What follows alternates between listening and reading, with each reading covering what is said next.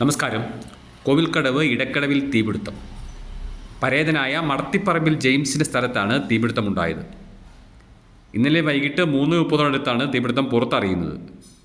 ഉടൻ നാട്ടുകാർ സംഘടിച്ചെത്തി തീ അണയ്ക്കുകയായിരുന്നു. ഇതിനകം വിസ്തൃതമായ പ്രദേശം കത്തിനശിച്ചിരുന്നു.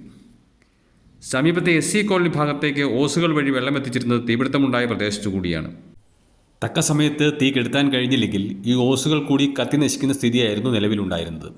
നിലവിൽ SC കോളനി ഭാഗത്ത് കുടിനീർ ക്ഷാമം രൂക്ഷമാണ്. ഈ ഓസുകൾ കൂടി കത്തിനശിച്ച് കുടിനീർ മുടങ്ങിയിരുന്നെങ്കിൽ ഇവിടുത്തെ സ്ഥിതിഗതികൾ ഇതിലും രൂക്ഷമാകുമായിരുന്നു എന്നാണ് ചൂണ്ടിക്കാണിക്കപ്പെടുന്നത്. ഏതാനും ആഴ്ചകൾക്ക് മുമ്പ് സമീപ പ്രദേശത്ത് മലയിൽ തീ പടർന്നിരുന്നു. ഇത് നാട്ടുകാരെ വല്ലാതെ ഭീതിയിലാഴ്ത്തിയിരുന്നു.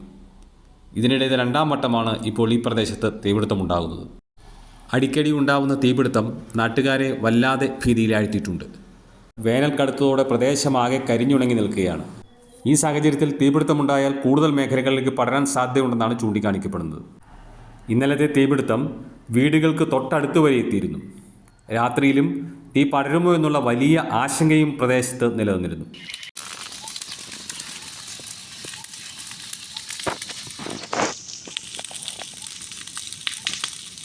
News desk Marayoor vision.